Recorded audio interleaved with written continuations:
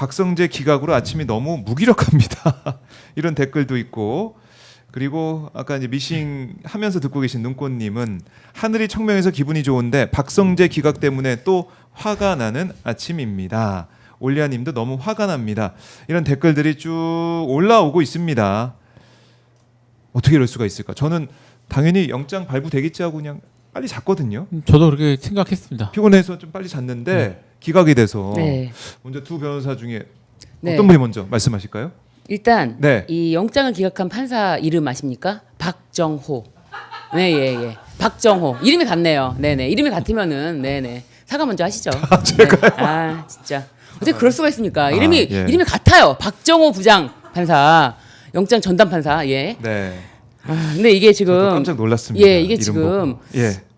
단순히 이 뭐 박성재에 대해서 내가 영장까지 칠 정도는 아니야. 영장까지 내가 내줄 정도는 아니야. 내줄 정도는 아니야라고 생각한 게 아니라 전 너무 놀라운 것이 이 박성재 전 법무부 장관이 행한 행위에 대해서 이 사람이 뭐 위법성 인식 이런 거 다퉈봐야 되는데 위법성 인식을 다퉈봐야 된다는 거예요. 그러니까 이런 말이라면은 계엄이 위법한지 아닌지 살펴봐야지. 이 계엄이 위법한지 아닌지 살펴봐야 되는데 여기서 바로 박성재 법무부 장관 어쨌든 지시대로 일을 한 것밖에 없는데 그 위법하지 않은 계엄에 따라서 지시대로 일을 했다면 위법하지 않은 일이잖아요. 그러니까 영장 전담 판사의 의증은 이 계엄 자체가 예. 위법한지 아닌지 이거는 다툼의 여지가 있다. 네. 이렇게 본 것 같아요. 그래서 이 부분이 너무 충격적입니다. 사실 뭐 도주 우려가 없다. 요 정도로 그냥 도주 우려 없지 않습니까? 이 정도로 하면은 그냥 나도 그냥 이거 영장까지는 내줄 수 없다. 요 정도 입장일 텐데 이거는 네. 이 정도면은 이 박정호 영장 전담 판사는 계엄은 계몽령인데 이거 왜 자꾸 내란이라 그래? 아직 내란인지 아직 확정된 거 아니잖아. 거의 이 정도의 논리. 인식을 저는 드러낸 거라고 저는 그렇게 봅니다. 네. 그래요. 우리 김 변호사님 어떻게 네, 보셨어요? 지금 그 부분이 지금 중요한데요. 말씀하신 것처럼. 그러니까 표현 제가 뭐 지금 읽어보면 보던 바에 따르면 박 전 장관이 위법성을 인식하게 된 경위, 인식한 위법성의 구체적 내용, 피의자가 객관적으로 취한 조치의 위법성 전부나 정도에 대해 다툴 여지가 있고 충분한 공방을 통해 가려질 필요가 있다. 이라는 표현을 썼어요. 지금 사실 지금 저는 이제 새벽에 이게 올라오는 것들을 좀 봤거든요. 저도 이제 뭐 약간 뉴스가 아니라 전문가들 좀 통해서 얘기하는 것, 전문가들이 얘기하는 걸 아시는 분들이 하는 걸 봤는데 네. 다 이건 좀 심각하다. 심각하다. 네, 그러니까 단순히 뭐 이게 정도가 아니라 위법성 인식을 문제 삼은 것도 그렇고요. 네. 변호사 입장에서 사법시험 사실 뭐 1차 수준의 얘기인데 위법성을 인식하지 못했다는 것이 사실 거의 대부분의 경우 그게 안 됩니다. 변명이. 예, 그러니까 내가 그 범죄인지 몰랐어 이 말이잖아요. 그렇죠. 그거 범죄인지 몰랐으면 처벌 안 돼 이런 경우는 거의 없거든요. 근데 지금 그런 표현까지 등장을 했어요. 여기 지금 보시면 인식하게 된 게 인식한 위법성의 구체적 내용. 예. 이런 내용이 나와서 이게 지금 계엄 자체가 위법한지 여부에 대해서 불분명하다. 라는게 해석할 여지가 있거든요. 이거는 지금 이 영장 판사가 네. 지금 이 케이스가 내란에 해당되지 않을 수도 있다. 이거는 라고 이게 판단할 여지가 있어서.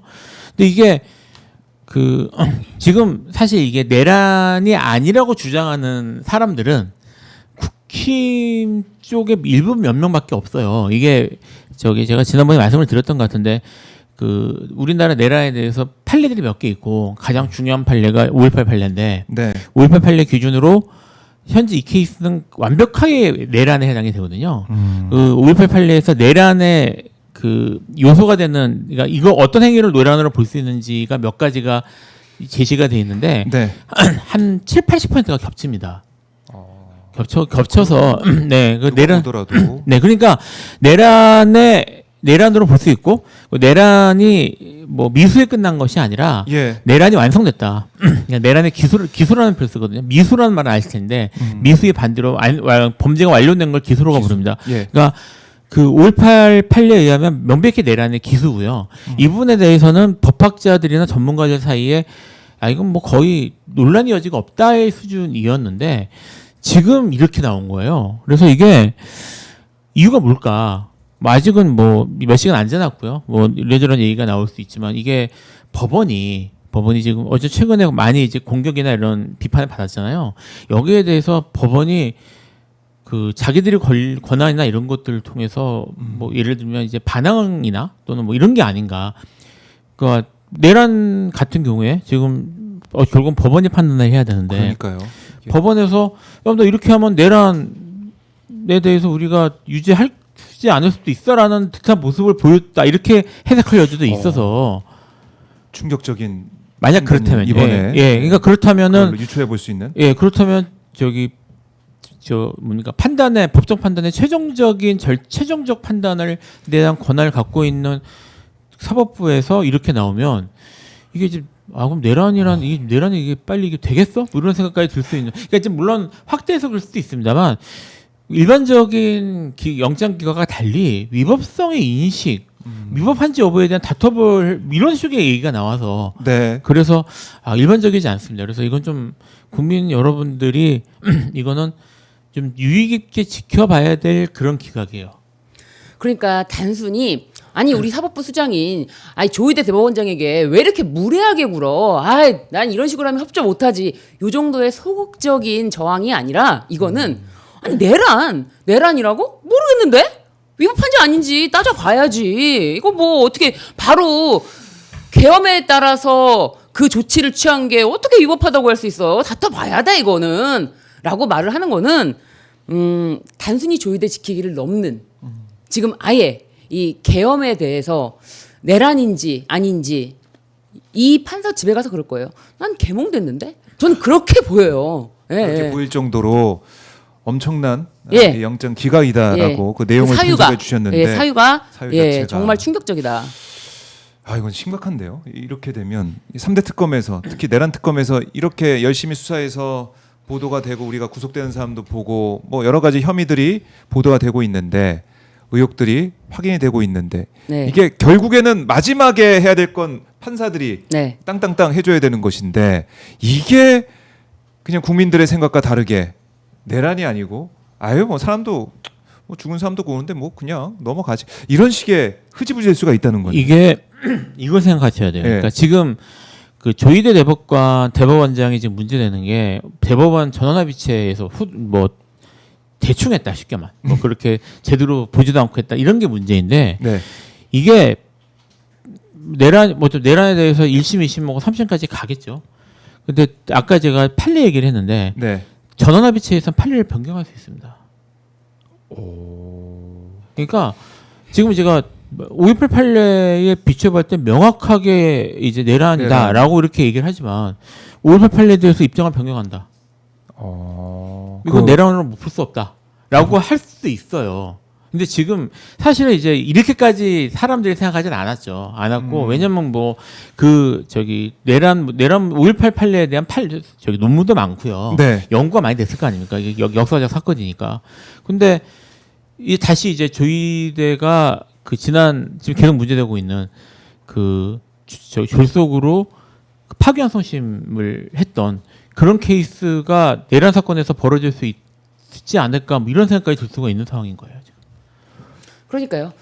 조희대 사법부가 최종적으로 이 재판에 대해서 대법원에서 판결을 하게 되어 있거든요. 대법원 이 대선계 의혹이 이제 불거진 그 대법원에서 대법원에서 판단한다. 이 내란 사건이 네. 다 윤석열 사건 말씀드리는 건데요. 그렇죠. 윤석열이 1심, 2심, 3심 대법원으로 가면은 조희대가 대법원장으로서 전원합의체 해부하겠죠.